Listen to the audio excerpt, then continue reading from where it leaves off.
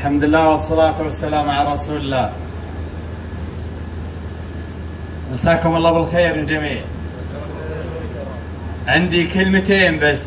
أول شيء أبارك لكم ما تبقى من شهر رمضان الكريم، تقبل الله طاعتكم الجميع، وشرفتوني اليوم بحضوركم. وأقول لكم أني أنا ولدكم وأخوكم، ولا استغني عن وقفتكم وفزعتكم. أما البرنامج الانتخابي والأمور الانتخابية بيناها البارح بالندوة، ولكن في أمر ودي أوضح للجميع، إن شاء الله وفقنا إن شاء الله، وصلنا للمجلس، وهذا توفيق من الله سبحانه وتعالى ووقفتكم.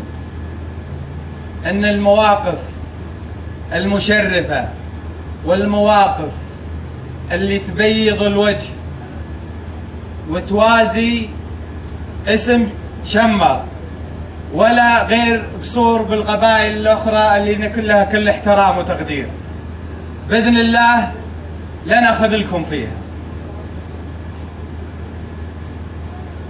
والشيء الثاني، خدمتكم واجبة علي، ولا راح أذخر أي شيء إلا شيء مو باستطاعتي ولا شيء مو بيدي.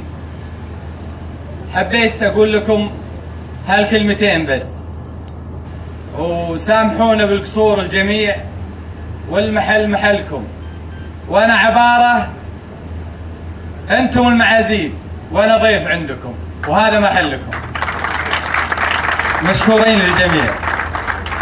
إذا أحد يبي يتفضل يسأل سؤال، أو أحد عنده وجهة نظر، وأنا ما أستغني نهائي، يمكن أنظر لزاوية معينة أني أنا صح في أمر ما، ولكن أنتم أخوان لي، ما أستغني عن آرائكم، ولا أستغني عن وقفتكم، ولا أستغني عن كل أمر طيب منكم. وأي سؤال أي شيء أنا موجود. يعطيكم العافية، وتفضلوا على عشاءكم الجميع، وسامحونا بالقصور.